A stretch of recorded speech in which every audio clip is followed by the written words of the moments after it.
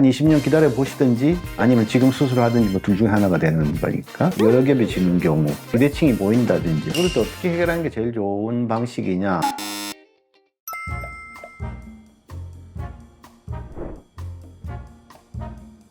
성세현 백박사의 백승준입니다. 반갑습니다.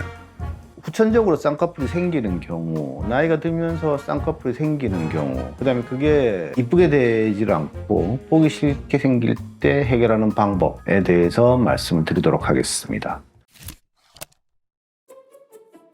나이가 들게 되면 얼굴에서 굉장히 많은 변화들이 나타나는데 그 중에 하나가 피부가 탄력을 잃고 늘어진다. 그 다음에 피부 근육 지방 뼈 할 것 없이 볼륨이 줄어든다는 건데, 눈에서 보면 지방이 쪼그라들죠. 피부 밑에 있는 지방층도 얇아지게 되고 피부층도 얇아지고, 그러니까 옛날에 눈 근처에 지방층이 제법 있고 피부가 탄력이 좋을 때는 탱탱한 피부가 가로막고 있으니까 쌍꺼풀이 안 생기다가 나이가 들면 피부가 얇아지고 안쪽에 있는 볼륨이 줄어들면 앞으로 처져 내려오든지 여러 겹이시든지 하게 되는 거죠. 간혹 환자 보호자분들 중에 이제 따님 데리고 오셔서 아주머님들이 저한테 물어보시는 내용이, 나도 나이 들어서 쌍꺼풀이 생겼는데 우리 딸도 생기지 않을까요? 라고 하는 질문들을 하시는데, 생길 수도 있어요. 생길지 안 생길지는 기다려보면 알겠죠. 한 20년 기다려 보시든지 아니면 지금 수술하든지 뭐 둘 중에 하나가 되는 거니까.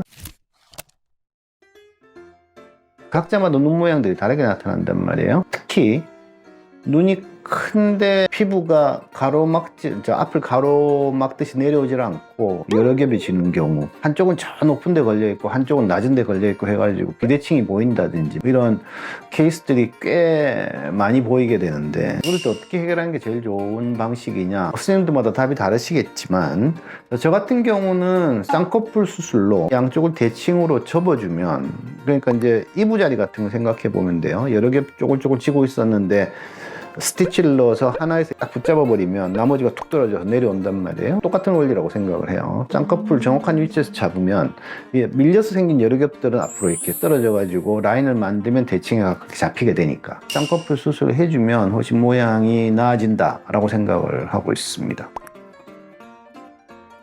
쌍꺼풀 수술 하나만 하면 다 해결돼요. 이제 이건 조금 문제가 있겠죠. 왜냐하면 쌍꺼풀 수술을 했는데 위쪽에 피부가 얇아서 밀려버린다든지, 아니면 눈 알은 크고 안에 지방량이 작아가지고 꺼진 게 더 강조되고 저 위에 라인이 하나 더 보인다든지 하는 문제가 생기는 사람도 있을 테니까, 문제를 해결하는데 이 사람한테는 이걸로 해결돼 라고 하는 것보다 어떤 답을 안전한 방식을 택해가지고 모양을 보고 만일 문제가 해결이 덜 돼 있으면 추가적으로 뭔가를 보완하는 그런 방식이 가장 안전하지 않을까라고 생각합니다. 쌍꺼풀을 이제 없애는 거를 가끔 물어보시는 환자분들보다는 이제 궁금해하시는 분들이 꽤 많던데, 당연히 그런 방법들도 있죠. 접히는 자리를 접히지 않게 만드는 방법이 될 텐데, 뭐 상식적으로 거기다가 밑에 지방이나 뭐 필러를 깔아 놓으면은 라인이 소실되지 않을까라고 이제 뭐 그런 이야기를 하는 선생님들도 있었는데, 사실 그렇게 해가지고는 정확하게 소실하기는 힘들고요. 쌍꺼풀 폴딩이죠. 폴딩이 지는 자리를 포함해서 절제를 잘라낸 이후에 아래쪽에 접히지 않도록 구조를 만들어주고, 대개는 이제 지방층 같은 걸 깔아주고 그 다음에 위쪽을 정교하게 봉합을 하는 뭐 그런 형태로 대개는 쌍꺼풀을 없애는 방식이 있는데, 실제로 그 수술을 시행하는 경우는 거의 없다고 보시는 게 맞아요. 사실 그게 아주 뭐 기가 막히게 깨끗하게 없앨 수 있는 그런 방법도 아니고 흉터도 많이 남기게 되고 하기 때문에 제 생각에도 해본 선생님들조차 그렇게 많지 않을 정도로, 방법은 아마 대부분 다 저하고 비슷하게 알고 계시고 해보라 그러면 그렇게 하긴 하겠지만 실제로 그 방법이 익숙한 선생님들은 그렇게 많지 않을 거로 생각을 합니다.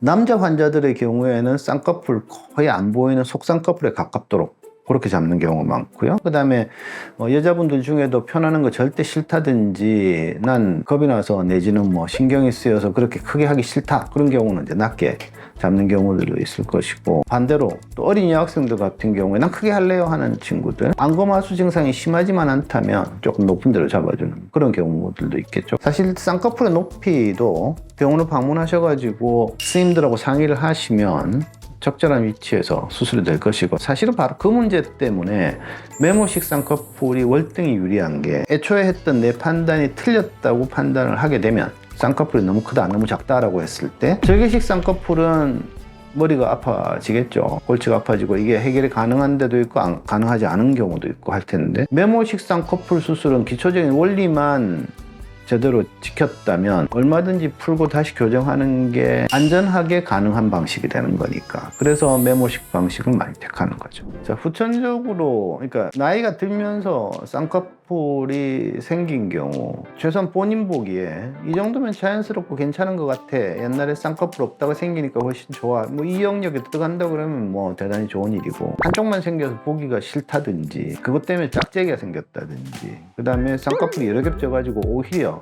또 보기가 싫다든지, 이런 경우는 거의 대부분의 경우 쌍꺼풀 수술로 해결이 가능하거든요. 그래서 대부분 그런 경우는 해결이 안 된다고 생각하시는 분보다는 쌍꺼풀 수술 해야지 하고 오시는 분들이 많으니까, 병원을 방문하시면 대개의 경우는 큰 무리 없이 교정이 가능하실 겁니다. 영상 시청해 주셔서 감사합니다. 지금까지 섬세한 백박사의 백승준이었습니다.